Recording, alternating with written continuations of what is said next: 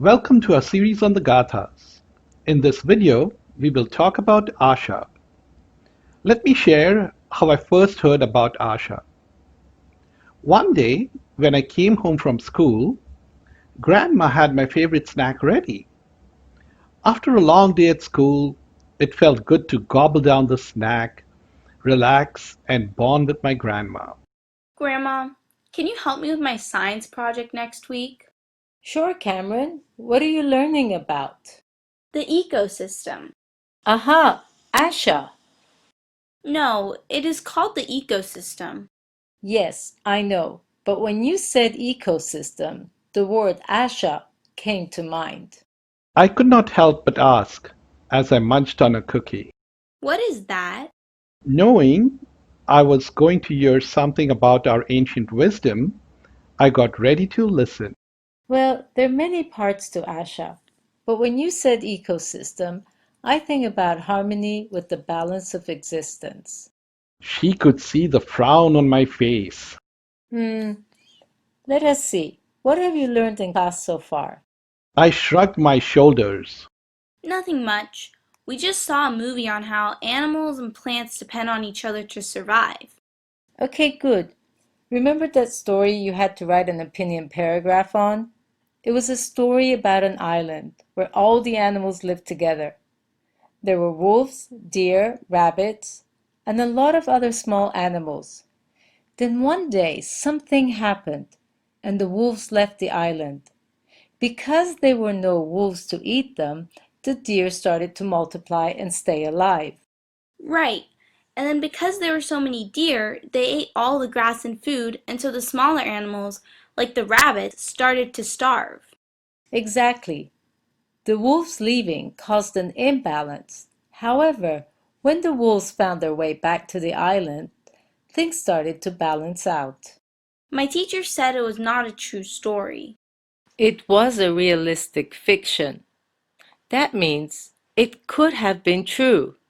So even though the wolves were eating the deer, it was necessary to keep the balance on the island.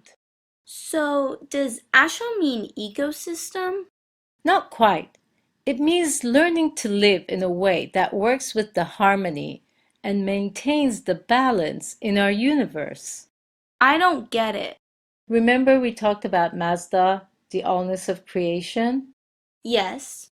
Well, every part of this creation lives in harmony and balance.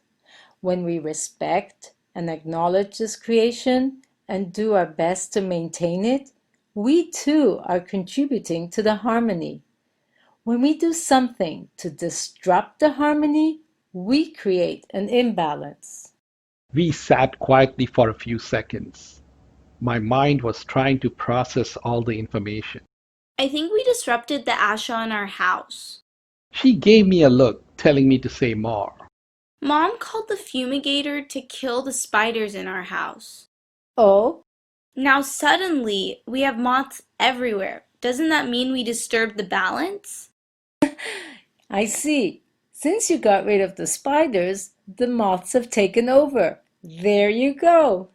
Again, we sat for a few minutes in silence. What time do you have to go to your friend's house? I shrugged. I don't. His mom said he's sick. Oh, what happened? He has a fever.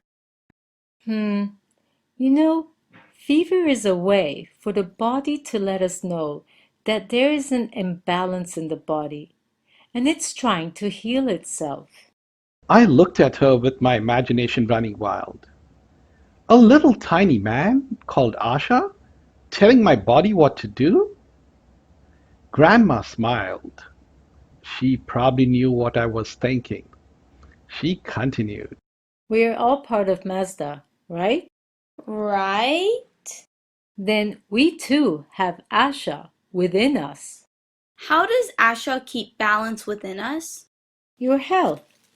Good health means your body is balanced and in harmony. What can mess up the Asha within us? Our thoughts, words, emotions, actions. Huh? If you think, do, say, and feel things in harmony, you usually feel good. If your thoughts are not good, or you feel emotions such as anger, jealousy, hatred, and you're stressed all the time, you are disrupting the harmony in your body. So, getting angry and stressed all the time is not good? Well, remember we talked about how the body should feel when we were talking about Mazda? Yes. Your body will always let you know if you're working with Asha. You will feel good. Okay, I remember that. I felt that way when we were laying on the grass and looking at the birds and the clouds pass by. Good. You connected with allness of creation. Now tell me about your project so we can come up with some good ideas. As I grew older, I found that people had different interpretations of Asha. There are different paths to the same destination of having a happy and joyous life. Some of these interpretations are harmony and balance of existence, righteousness, truth, law and order of the universe. A person who follows the path of Asha is known as Ashawan.